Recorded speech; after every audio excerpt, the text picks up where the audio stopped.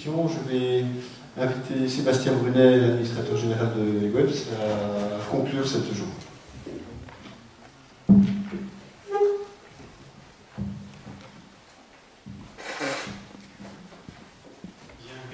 Merci d'être encore là, pour ceux qui restent après cette journée qui nous a en tout cas alimentés.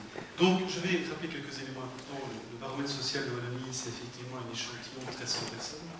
C'est une enquête en face à face d'une heure. C'est un système de formation et de suivi des enquêteurs qui a été mis en place au niveau de l'institution pour garantir une qualité irréprochable en termes de collecte de données. Et on sait que le processus de collecte de données est un moment particulièrement difficile en termes de gestion des biais, que ça nous permet d'avoir en tout cas, et je pense que ça a été souligné par Pierre Devens, des résultats de très grande qualité qui nous permettront d'instruire et d'installer vraiment ce baromètre de la durée. Donc cette durée, et je vous le confirme, et je veux rassurer aussi les chercheurs qui nous ont accompagnés tout au long de la journée, ce baromètre va être véritablement institutionnalisé, mais avec toujours ce regard scientifique, d'objectivation et de grande qualité. Et je pense que le processus qu'on a mis en place de préparation du questionnaire va vraiment dans ce sens-là. Alors, le baromètre comporte aussi un corpus qui, lui, ne sera pas changé, mais on pourra injecter de manière opportune des modules particuliers en fonction de thématiques de recherche. Il est évidemment hors de question pour nous d'injecter des modules de type conjoncturel, une demande particulière d'un politique qui souhaiterait savoir la couleur particulière des yeux, donc certainement les questions qui seront modulées, qui seront dans les modules, seront des questions de recherche discutées avec la communauté scientifique pour être certain qu'on puisse ouvrir des chantiers. L'objectif de ce baromètre, c'est de fournir un outil à disposition de la communauté universitaire, à disposition de l'IWEPS également, à disposition des partenaires pour pouvoir mettre en place des études, mettre en place des recherches qui vont pouvoir éclairer le décideur public. Alors il y a aussi un élément intéressant que je vais relever par rapport à cette journée, c'est que d'une part, on voit que les résultats du baromètre aujourd'hui convergent avec toute une série d'études et d'enquêtes au niveau international, au niveau européen, et je pense que là c'est vraiment fondamental. Ça veut dire qu'effectivement nous sommes en train de mesurer non pas des soubresauts dans une opinion publique, nous sommes en train de mesurer des phénomènes qui s'installent en lame de fond dans la société. Et ça, je dirais, il y a vraiment une précaution à prendre, et une responsabilité que nous avons, et je le dis souvent en termes de recherche, notre responsabilité en tant qu'Institut Wallon d'évaluation prospective de statistiques et la responsabilité des chercheurs qui nous accompagnent et qui nous poussent dans ce sens-là, c'est véritablement un effort de pédagogie. De pédagogie par rapport aux chiffres. Parce qu'on pourrait très bien se dire que finalement, si j'entends bien, on a 70% de Wallons qui sont impuissants, d'accord, on a 70% qui font confiance à la région wallonne, donc on pourrait dire très rapidement que finalement ceux qui font confiance à la région wallonne, c'est ceux qui sont impuissants, donc faire confiance à la région wallonne, c'est finalement provoquer un phénomène d'impuissance.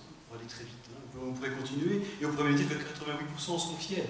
Donc on peut raconter à un moment donné un peu n'importe quoi par rapport à ces données, si on ne prend pas la précaution d'accompagner scientifiquement les données, de les présenter, de les argumenter, et surtout de ne pas s'arrêter à la première analyse, d'aller plus loin. Je pense que tous les papiers qui ont été présentés aujourd'hui vont dans ce sens-là.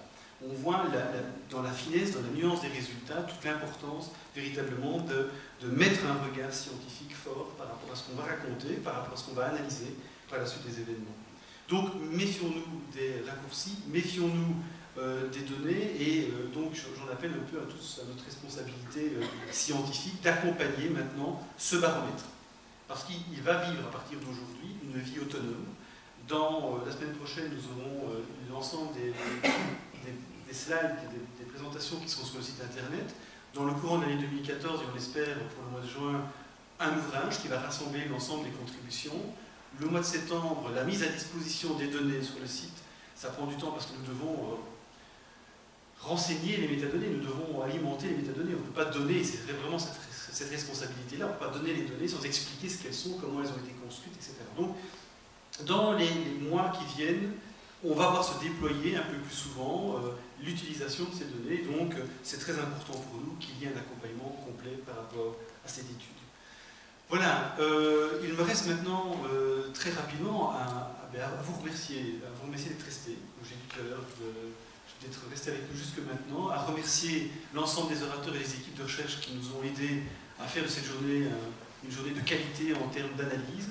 Il me reste aussi à remercier l'équipe projet du baromètre social de Wallonie, Rebecca Cardelli et Thierry Bornand. Merci beaucoup pour votre investissement et le dynamisme. Je pense que ça ne serait pas aujourd'hui ce que c'est si vous n'aviez pas été derrière ce projet. Merci également à l'équipe de communication, Evelyne Istas et Laurent Verly. Merci beaucoup pour avoir pris en charge l'ensemble de cette journée qui, sous des aspects un peu rapides, pourrait passer pour quelque chose de facile à organiser, mais c'est une véritable logistique, une véritable anticipation.